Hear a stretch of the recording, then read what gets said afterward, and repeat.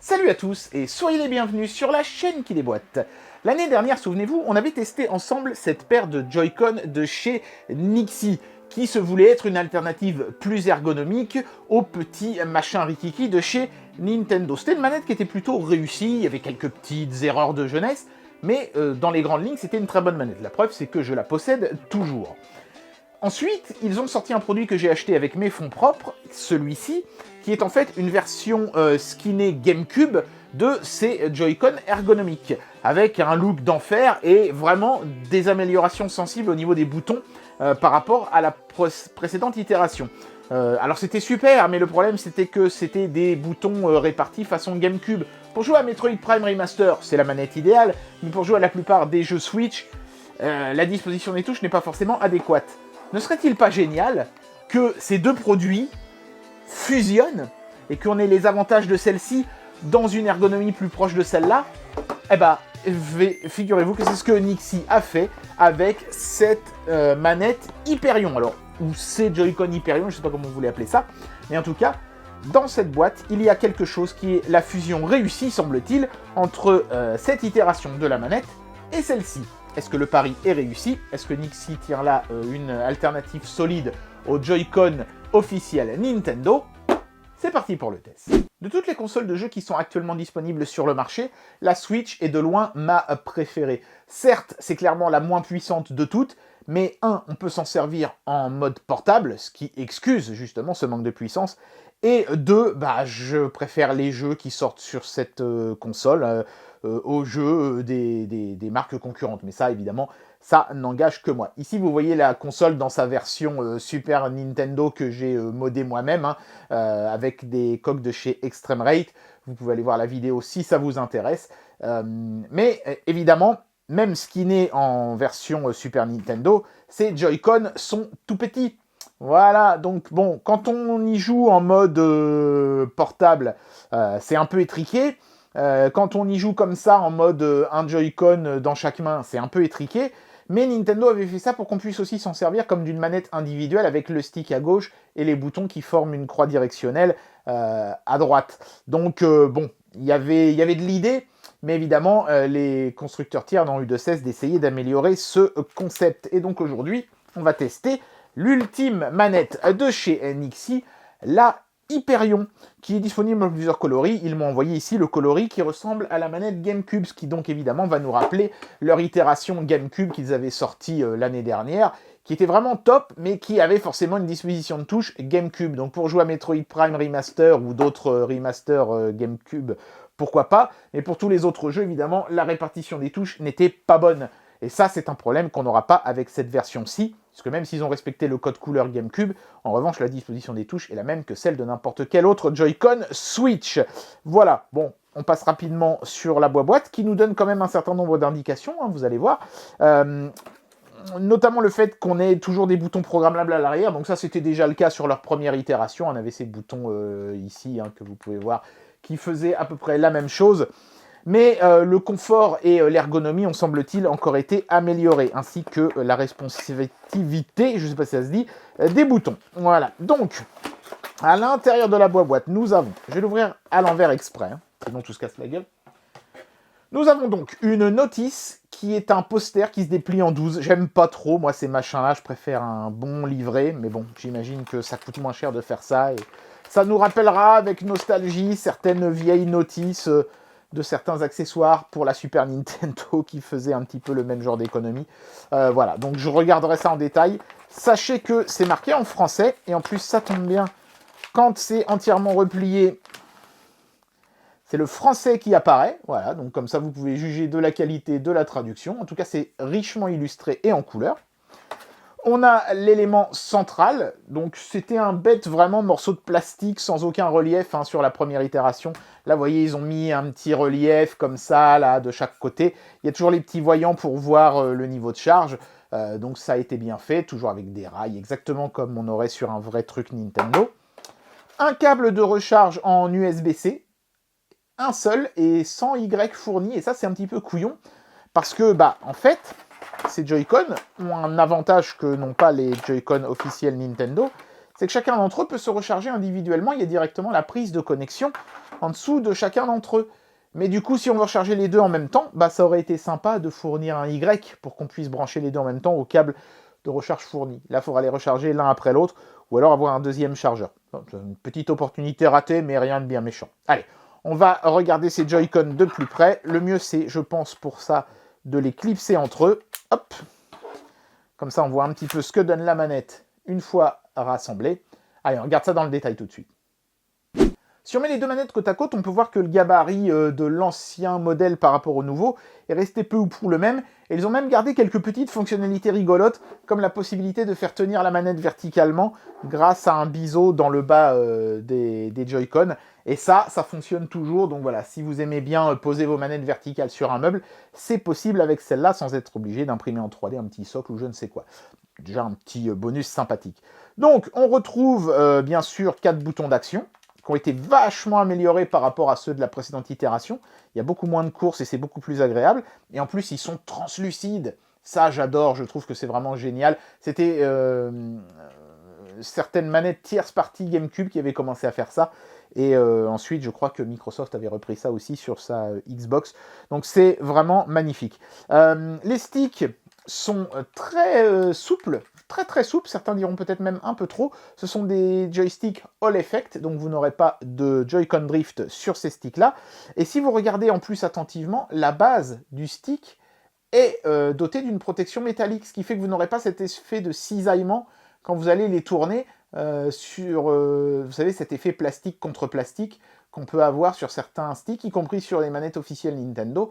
Là, ils ont mis un renfort, donc ce sera nickel à ce niveau-là.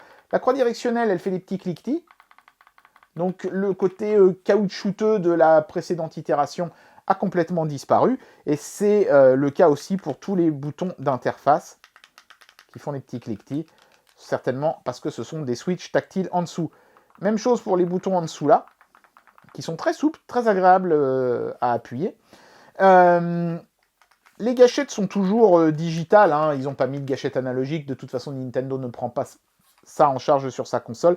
Et ici, les petits boutons que vous pouvez voir ici derrière permettent de programmer cette touche-là. Et aussi, les boutons qui se trouvent ici de chaque côté permettent d'activer ou de désactiver une fonction turbo. Enfin, dernier petit bonus sympatoche, il y a des éclairages RGB sur cette manette. Alors sur la précédente itération, c'était seulement autour des sticks. Et sur la nouvelle, c'est toujours autour des sticks, mais aussi dans des petites loupiottes, hein, des petites rainures, qui ont été disposées sur chacun des Joy-Con comme ça. Donc justement, je vais appairer cette manette à ma Switch, et puis on va regarder un petit peu comment ça se comporte en jeu. C'est parti. Bien, alors évidemment, la première façon d'utiliser ces Joy-Con, c'est directement clipser sur la console. En plus, ça permet de les synchroniser, donc c'est ce que j'ai fait. Et vous pouvez remarquer déjà que la fonction RGB, c'est ce qu'on va regarder en premier, hein, parce que c'est ce qu'il y a de plus impressionnant visuellement, se met sur une couleur rouge par défaut, mais après vous pouvez changer très simplement en maintenant le bouton appuyé ici, le bouton turbo donc, et en cliquant sur le stick pour changer sa couleur. Ça, ce qui signifie qu'en fait, la fonction turbo de cette manette peut s'appliquer à n'importe quel bouton, sauf au clic des sticks. Pour mettre la fonction turbo sur un bouton, c'est simple, hein. On reste appuyé sur le bouton turbo, donc par exemple ici sur celui-là. Si j'appuie ensuite sur le bouton B en maintenant turbo appuyé, le bouton B aura un turbo semi-automatique, c'est-à-dire aussi longtemps que je reste appuyé dessus. Si je refais la même manœuvre, ce sera automatique, c'est-à-dire que j'appuie un coup dessus et ça continue d'appuyer jusqu'à ce que je rappuie. Et si je refais la fonction une troisième fois, je désactive la fonction turbo. Donc on reste appuyé sur le bouton turbo et on clique. Et à chaque fois qu'on relâche ensuite le bouton turbo, vous voyez, ça change de couleur. Donc là j'ai du jaune, du bleu, du vert, du violet, du orange, du blanc, du RGB, donc ça c'est celui que personnellement je préfère, et vous voyez on a le RGB sur le stick, et quand on tourne, ça fait tourner la loupiote, et vous voyez on voit les couleurs qui changent, ça c'est vraiment excellent, et ensuite je crois qu'on revient au rouge, et ainsi de suite, même chose évidemment de l'autre côté. Vous noterez aussi que les boutons X, Y, A et B s'illuminent, ce qui permet de les voir dans le noir. Franchement en main c'est très agréable évidemment, hein, et beaucoup plus ergonomique que les minuscules Joy-Con. Mais évidemment, ça vous fait aussi un truc beaucoup plus gros, hein.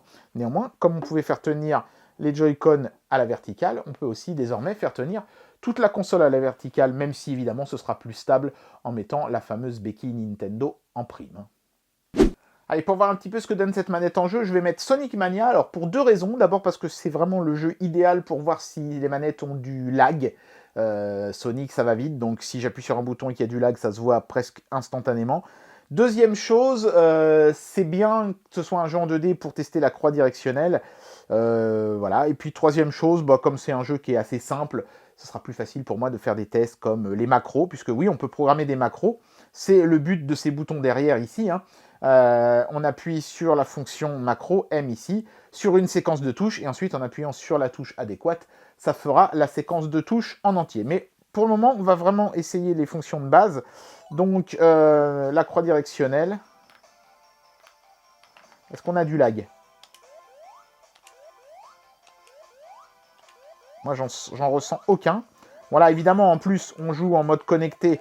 Mais, bon, il y a des appareils qui sont en mode connecté et qui ont du lag, hein, et là, c'est pas le cas. Évidemment, après, j'essaierai de jouer en mode totalement sans fil, mais pour le moment, le jeu répond vraiment au quart de tour. Impeccable. On va essayer avec le stick. Tiens, je savais pas ça, mais on peut doser l'accélération avec le stick dans Sonic Mania, c'est intéressant ça. En tout cas, c'est nickel, hein. Et le fait de savoir qu'on n'aura pas de Joy-Con drift sur ces sticks, c'est évidemment un gros plus. J'apprécie beaucoup ce que je suis en train de vivre. Vous voyez, pour ces jeux-là, on est content d'avoir une croix directionnelle qui répond bien, et surtout une vraie croix directionnelle, hein, parce que sur les sticks de chez Nintendo, sur les Joy-Con de chez Nintendo, on n'a pas de croix directionnelle, on a 4 boutons séparés. Et ça, franchement, bah, c'est pas cool, quoi. Alors ça, j'aime beaucoup aussi ce niveau bonus que vous voyez là. S'il y avait du lag, je le ressentirais instantanément et même j'aurais peut-être déjà perdu. Et là, c'est pas le cas, hein. C'est propre, de chez propre. Allez, on va essayer de programmer une macro pour voir. Voilà, donc là, je joue en mode Joy-Con détaché, hein, vous voyez, et je ne repère toujours absolument aucune latence. Et puis alors là, je vais programmer des macros. Donc vous voyez, je vais appuyer uniquement sur les boutons de derrière. Et ça va faire partir Sonic à fond, suivi d'un petit saut normalement, si j'ai bien programmé mon truc. Donc attention, on va voir. Voilà, c'est ça. Et ça fera ça à chaque fois.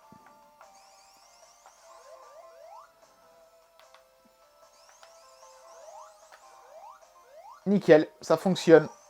Notez que j'ai mis une macro d'un côté qui se contente de faire sauter Sonic tout le temps, hein, et de l'autre, en fait, ça le fait se baisser et se relever.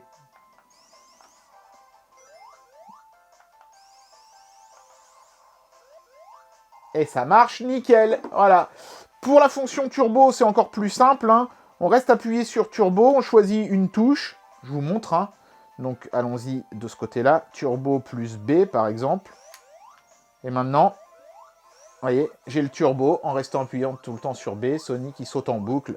Et pour l'enlever, il faut, hop. Donc là, vous voyez, c'est permanent. Le faire 2 fois, hop. Et maintenant, c'est parti. Facile.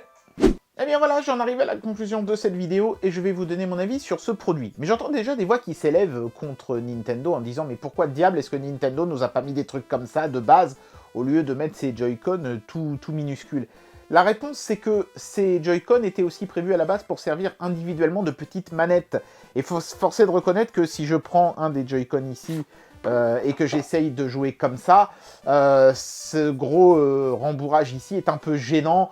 Et c'est pas injouable, hein, on peut quand même jouer comme ça, mais l'ergonomie est un peu étrange, alors qu'évidemment, avec des Joy-Con d'une forme plus passe-partout, bah ça passe un petit peu mieux, évidemment. Mais bon, c'est peut-être l'un des seuls reproches que je ferai à cette manette. Le deuxième étant que quand on programme une macro, on programme des macros du côté gauche uniquement avec le bouton macro gauche et du côté droit uniquement avec le bouton macro droit. Je ne peux pas faire une macro qui va à la fois utiliser des boutons d'ici et des boutons de là, de sorte que par exemple si j'appuie sur cette touche ici, ça pourra faire toute une combinaison de touches de la croix directionnelle, mais pas derrière une pression de bouton. Donc par exemple si je veux faire un Hadoken dans Street Fighter, c'est-à-dire bas, diagonale, devant, plus un des boutons ici, eh ben, il faudra que je programme cette touche-là pour faire la croix directionnelle et cette touche-là pour faire le coup de poing, et que j'appuie sur les deux en même temps. il n'y a pas moyen de faire en sorte que cette touche-là puisse faire une combinaison de touches à la fois ici et là, et celle-ci puisse faire à la fois une combinaison de touches ici et là. Ça, c'est un petit peu dommage. C'est des trucs que certaines autres manettes font un petit peu mieux. Mais bon, voilà, c'est aussi le choix d'avoir comme ça deux systèmes séparés qui peuvent venir se clipser sur la manette, plutôt qu'une manette en un seul morceau. Mais sinon, à part ça, franchement, c'est un sans faute, hein. Les boutons sont super agréables, la croix directionnelle répond au quart de tour, il y a zéro lag même en sans fil, la programmation des macros, même si on aurait aimé qu'elle puisse être reliée sur les deux en même temps, elle est quand même très cool, et la fonction turbo est un bonus sympa. Notez que vous pouvez aussi régler l'intensité lumineuse du rétroéclairage, vous pouvez mettre plus ou moins fort, ainsi que l'intensité des vibrations, qui sont réglables en faisant une combinaison de touches également. Donc vraiment, c'est une manette qui est allée très loin dans le détail, dans l'ergonomie, et c'est, je pense qu'on peut le dire, une fusion réussie entre cette manette-ci, qui avait une croix directionnelle et des boutons un petit peu spongieux, et celle-là, qui avait absolument aucun défaut en termes de qualité des touches et tout ça, mais qui avait une disposition de touches et une ergonomie très gamecubienne. Au moins là, on retrouve une ergonomie plus passe-partout, et une qualité des boutons qui fait vraiment plaisir. S'il n'y avait pas cette histoire de pouvoir jouer à chaque Joy-Con individuellement avec le même confort que le produit officiel Nintendo, ces Joy-Con-là pourraient sans aucun problème être meilleurs que ceux d'origine. Et bien voilà, c'était le test de la manette Hyperion de chez Nixie, que vous n'êtes pas obligé d'acheter d'ailleurs en version violette GameCube comme ça, hein, il y a plusieurs autres coloris, allez faire un tour sur le site. Mais en tout cas, à la question, est-ce qu'ils ont réussi à fusionner avec succès cette manette avec celle-là, moi je trouve qu'on peut répondre oui, c'est une excellente alternative, et certains trouveront peut-être même ça mieux que les Joy-Con officiels, même si évidemment il faut essayer de comprendre un petit peu ce que Nintendo avait essayé de faire avec ces fameux Joy-Con. J'espère que cette vidéo vous aura plu, et moi je vous dis à très bientôt pour un prochain test. Allez, tchuss!